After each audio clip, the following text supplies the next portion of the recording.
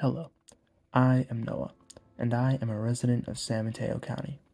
I have lived in San Mateo County my whole life, and my life hasn't really been affected too badly by storms and flooding, with a flooded garage being my worst related experience. However, as precipitation becomes more erratic due to climate change, many people in San Mateo County are being very badly affected by it.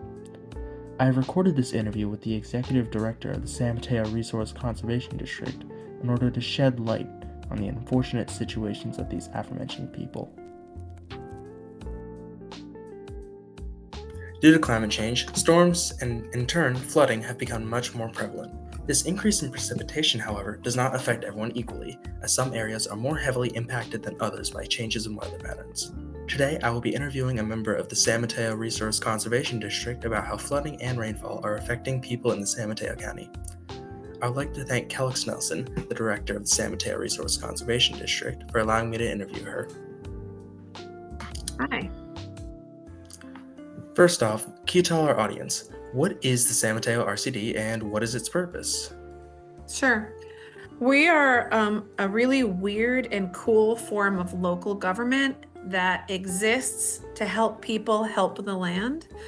And so basically we're a team of technical experts and scientists who go out and help people with anything having to do with natural resource management, whether it's regenerative and organic agriculture, or mitigating climate change, or reducing the risk of wildfire, or restoring habitat for endangered species, all of it.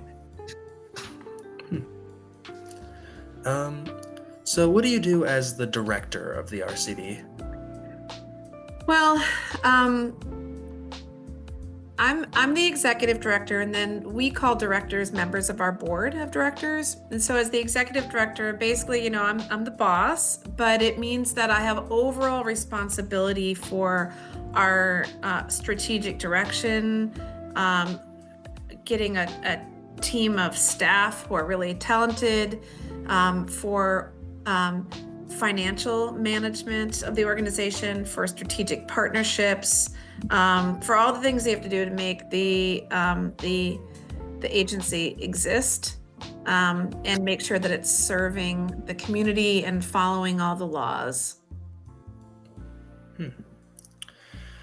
That's interesting. So, as said in the introduction, our main topic today is the effects of increased precipitation. Could you tell me, what is increased rainfall doing to the infrastructure and sewage systems of San Mateo County? Well, I would say I'm gonna maybe shift your question a little bit, because some of it is about increased rain and some of it is about changes in rain patterns generally. So sometimes it's that when we're getting rain is different. And sometimes it's about getting a whole bunch of rain all at once instead of being spread out. And also, really the thing about climate change is the only certainty we have is uncertainty, right? And we have really much more extreme storm events. So you can have extreme drought and then you can have extreme storms, and you have to be kind of ready for both of those. And so you asked about the infrastructure and that sort of thing. Certainly, we do more with the natural resources than with the infrastructure, like sewage and that sort of thing. But it is certainly true that stormwater systems can be overloaded and then can have overflows into the ocean and that sort of thing. There's other infrastructure too, like roads and bridges, and you can have flooding of there's chronic flooding of certain roads in coastal San Mateo County and also on the Bay side. You can also have pretty catastrophic erosion that happens associated, like mudslides, landslides. People can lose big chunks of their property or chunks of roadways. You can also have, with some of these really big storm events, that can take trees down, and you can have hazardous trees. And then when you combine some of the effects of climate change, like we had in southern San Mateo County in August of 2020, we had a historic wildfire. And some of the trees that survived that were nonetheless weakened. So then when big storms came in with a lot of wind and the soil was saturated from a lot of rain, then you had all these trees falling all over the place. Some that, crushed people's houses. Some that went across roadways, some that tore up land and people lost property because the whole root system got torn up. So it's like really kind of like all these things coming together. So, I'm sorry. No, one other thing I should mention is that the other thing is that when really big storms follow really big drought, again, you see like a couple different climate things coming together. Sometimes the ground can be kind of hardened and less spongy after drought. So it can be hard for the land to absorb water after it's been dry for too long. And that can also exacerbate flooding events and erosion as rain, like as water rushes across the surface instead of sinking in. So what is the San Mateo RCD doing to stop or alleviate these issues? The work that we do kind of falls into two categories. One is mitigating climate change, which means literally trying to reverse it. And the other is adapting to climate change, which is like, what are we going to do to get through the climate change that exists? For mitigating climate change, we use nature-based solutions to try to draw greenhouse gases down from the atmosphere and store them in healthy soils and vegetation. So, all these, carbon dioxide, or carbon in the atmosphere is a problem, right? But that carbon comes from living things. So when you cut trees down, or if there's a big catastrophic fire or what have you, it releases carbon into the atmosphere where it's a problem. But that carbon is actually really beneficial in soils and vegetation. So we use nature-based practices for building soil health, applying compost on hundreds and hundreds of acres of rangeland that helps grow vegetation that's good for cattle and also really good for the atmosphere. Healthy forests, healthy wetlands, all these healthy ecosystems helps draw greenhouse gases down from the atmosphere. So we're doing that to the extent that the carbon farm plans that we've developed for landowners to draw greenhouse gases down from the atmosphere, the total of amount of greenhouse gases that are sequestered, like stored from that, is equivalent to about 6 million miles of not driven by cars. Wow. It's really extraordinary. So that's some of the mitigation. And then there's the adaptation work, which is like, how do we make our communities and our ecosystems more resilient to the climate change that's happening? And again, we use nature-based solutions. So for example, a lot of the flooding, we restore floodplain habitat. That's the land that's on the sides of creeks and wetlands. We restore the habitat there so that water can spill out over the banks into like natural areas and where it's good for the habitat, instead of spilling out into like developed areas where there's homes and infrastructure where it does damage. And then we restore habitat in ways that are really good for endangered species like coho salmon or California red-legged frogs, so that it creates habitat for them and it takes pressure off the system downstream. So we do a lot of watershed habitat restoration from the top of the mountains all the way down to the ocean, because really nature works when you let it, but people have built their homes right up to the edges. We've built bridges and roads and farms right up to the edges of these creeks and wetlands, so that we've kind of taken those sponges out of our system. So wherever we can restore the sponginess of nature using nature-based solutions, we do that. I see. So you mentioned watersheds before. What exactly does that mean? A watershed is basically pretty much any place you are on Earth, unless you're in the ocean, you're in a watershed. And a watershed is an area of land that shares a common drainage. So, most of our nation is in one watershed, and that's for the Mississippi River. Almost everything on the continental divide of our nation, on one side drains to one ocean, on the other side drains to another ocean. And then there's smaller and smaller areas that you can call a watershed. So, there's the Sacramento and San Joaquin rivers. Those watersheds drain into the San Francisco Bay out to the ocean.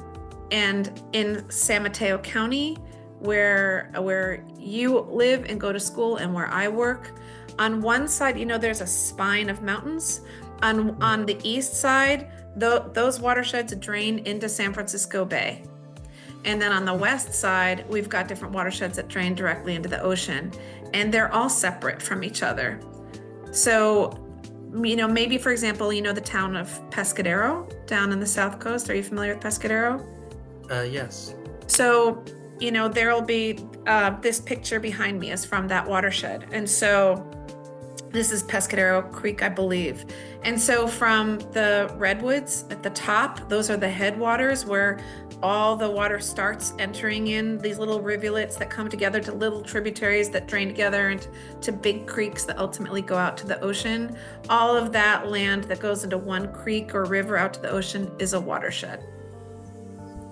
It's just like an organizing framework for thinking about land. All right. So, in certain areas outside of San Mateo County, some groups can be affected by increased rainfall more than others. Is there a difference in impact prevalent in San Mateo County? If so, then what groups of people? Wait, can you say that again? Or say it? Okay. What is it that you're trying to ask? So, is there a difference in impact prevalent in San Mateo County for certain groups of people? People, oh, you mean people affected? Like, are people differently affected by the rainfall? Yes. As opposed to, are people more effective in their work to address it? Like, who's more vulnerable to this? Yes, that's what I was extreme saying. storm events? Yeah. That's what I'm asking. Yeah, when it's interesting when people talk about equity or who's more or less affected with climate change. Some of the things that are true globally are less true in California. So, for example, globally, people who live on the coasts tend to be more vulnerable to the people who are most vulnerable to sea level rise tend to be the most vulnerable, like low-income communities. On the California coast, it's kind of the opposite in a lot of places, where often the wealthiest people live on the bluffs and on the coasts. But with a lot of the places where I work, the people who are most vulnerable, let's go back to using Pescadero as an example. In Pescadero, when there's really significant flooding, there's farm fields underwater, and farmers can't work, and farm workers, the laborers, they can't work remotely. It's field-based work, right? And so if a farm field is underwater, and they tend to be hourly workers, not like salaried workers, they lose income. They can't go to work. Or when certain roads are underwater, there's people, again, using Pescadero as an example. Pescadero is a community that has basically one road into town. And when that road is flooded, people can't get to their jobs. They can't get to schools, that sort of thing. So I'd say hourly workers and laborers who can't work remotely are among the most affected in coastal San Mateo County when there's significant rainfall. Also in these rural areas, they often they don't have power. They don't have like the kinds of energy grids for people who live in more developed areas. So they have to have generators and that sort of thing. And also people who don't have autonomy over managing their property. So again, often these farm workers, they're renting, and if there are times that the creek is running through their living rooms, and they're subject to flooding, but they can't make decisions about how that's managed because they're on a month-to-month lease. Some of them have been living month to month for decades and have no power over how that property is managed or repaired, or if the roof is repaired or anything like that. So, are there any RCD efforts that are focused on helping any of these mentioned groups of people? Definitely. For example, we do like community meetings. Again, I'm just gonna stick with Pescadero as an example. So like in Pescadero, we have community meetings about like planning for winter and flooding and rain and creek management. Um, but then we will also have these meetings that are in Spanish language only, not translated to Spanish, in Spanish. Oh, And so the people who tend to come to those are farm workers by and large. And often in those meetings, we also talk with them about sometimes in big storms, like huge trees will come rushing down these rivers or creeks. And very often, the people who are asked to go pull those out of the creeks are the laborers. And so sometimes we'll talk with them also about the safety. They don't necessarily have a lot of power in negotiating their rights or what's safe for them. And so sometimes we'll talk to them about safety, and just creek management and preparation and that sort of thing. We also do well, I mean, I'd say it's a two-way street. We also really respect their knowledge of these creeks and these systems, and so we ask them also for their recommendations for some of the things that we're designing for flooding mitigation and these nature-based solutions. Like, where did they see the most opportunity? Where do they see the most problems? So we try to engage them as partners in the work that we do and as experts, because they're people who live and work in these areas and have a lot to see. We engage the farm worker community a lot in things having to do with like water resource management generally, including all sorts of things with managing water resources for drought as well as flooding, and also in building soil health, that mitigation I was talking about, the carbon farming, like building soils to be sponges and draw down and sequester carbon.